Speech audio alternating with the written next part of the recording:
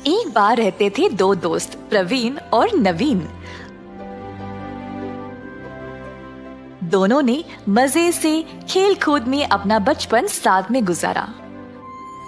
बाकी लोगों से अलग दोनों पढ़ाई के बाद नौकरी की जल्दी में नहीं थे। उनको शौक था अनोखे और पुरानी चीजों को ढूंढ निकालने का। एक दिन प्रवीण और नवीन निकले कुछ प्राचीन वस्तुएं की खोज में। तो अचानक से उनको कोई अनोखी चीज कोड़े में मिल गई। जिज्ञासु होकर उन्होंने उस चीज को बाहर निकाला तो वो एक चांदी का छाता था। मैंने कभी भी ऐसा चमकीला छाता देखा ही नहीं। हाँ, मैंने भी। चलो इसको खोलते हैं। हाँ, भाई भाई देखो इस छाते को, पूरा चांदी का है। वाह, कितना सुंदर है ये।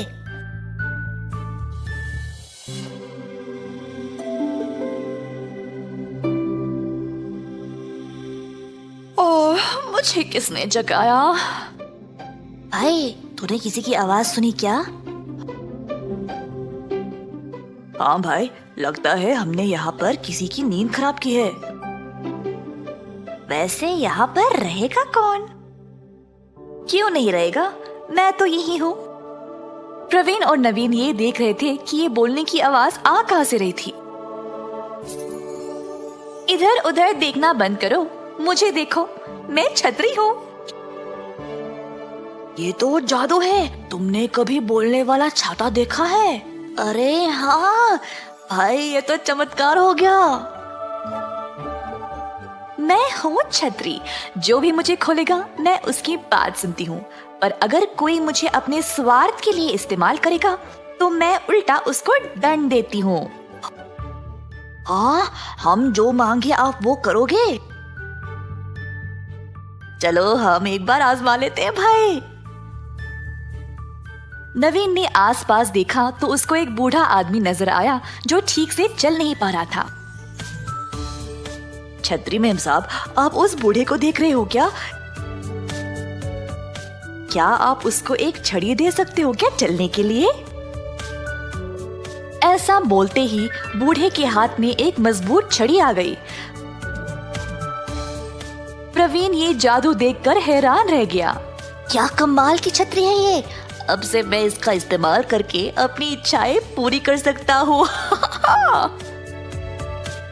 दोनों ने छतरी को साथ लिया। नवीन के घर पहुंचकर दोनों ने घर के पीछे एक छोटे से कमरे में इस जादुई छतरी को छुपा दिया।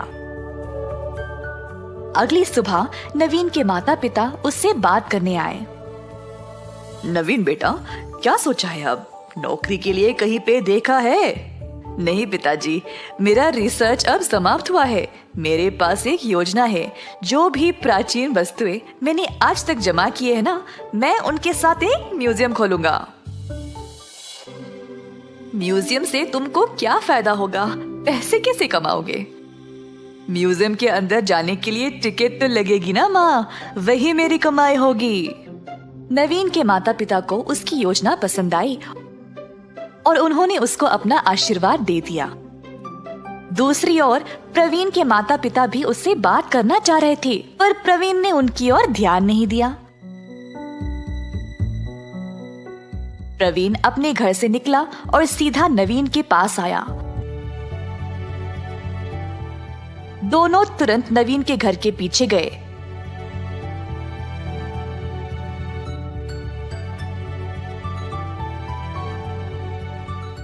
अपने गुप्त जगह से छतरी को वापस निकाला। प्रवीण ने छतरी को अपने हाथ में लिया और बोला, नवीन, कूड़े में से सबसे पहले इस छतरी को निकाला किसने? तुमने।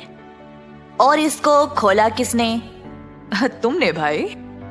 तो ये छतरी किसकी होनी चाहिए? मेरी। ये क्या बोल रहे हो प्रवीण? इस छतरी को मैं तुम्हारे साथ क्यों बांटूं? इस जादू का फायदा तुमको क्यों होना चाहिए? और इसको मैं तुम्हारे घर के पीछे क्यों छुपा के रखूं? तो आप क्या करना चाहते हो तुम? ये छतरी मेरी है। तो मैं इसको अपने पास ही रखूंगा। मैं इसको खुद के लिए इस्तेमाल करूंगा। यार, जब हमें ये छाता मिला तो हम साथ में थे ना। अरे भाई, हम साथ साथ बड़े हुए हैं और अब तुम ऐसी बातें कर रहे हो, मुझे धोखा दे रहे हो। कुछ भी बोल ले, ये जादुई छतरी तो सिर्फ मेरी है। ऐसा कहकर प्रवीण ने छतरी को खोला। खोलते ही जादुई छतरी अपने आप प्रवीण के हाथ से उड़कर नवीन के हाथ में आ गई। मैं सिर्फ नवीन की बात सुनूंगी क्योंकि ये एक ईमानदार इंसान है और स्वार्थी नहीं। तुम्हारे जैसे धोखेबाज और मतलबी इंसान के साथ मैं नहीं रहूंगी प्रवीण। मुझे लगा तू मेरा सच्चा दोस्त है प्रवीण।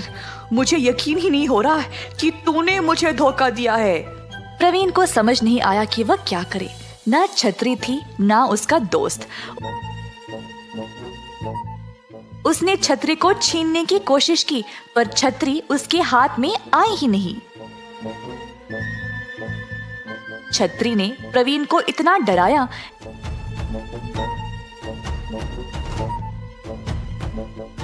कि अंत में उसने हार मान लिया और वहां से भाग निकला। नवीन ने जैसे अपने माँ बाप को बोला था वैसे ही उसने एक म्यूजियम खोला अपनी जमाई गई वस्तुओं का प्रदर्शन करने के लिए। उसने हर एक चीज को बहुत ही सुंदर तरीके से रखा ताकि सब लोग देखने के लिए आए जरूर। नवीन की योजना के अनुसार बहुत सारे लोग म्यूजियम पर आने लगे।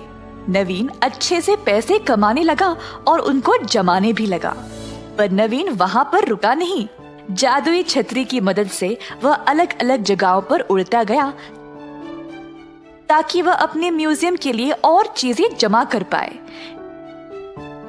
नवीन कुशल तरीके से अपना जीवन बिताने लगा। प्रवीण, जिसने अपने ही दोस्त को धोखा दिया, अंत में कुछ नहीं कर पाया। उल्टा अपने माता पिता पर बोझ बनकर बैठा रहा।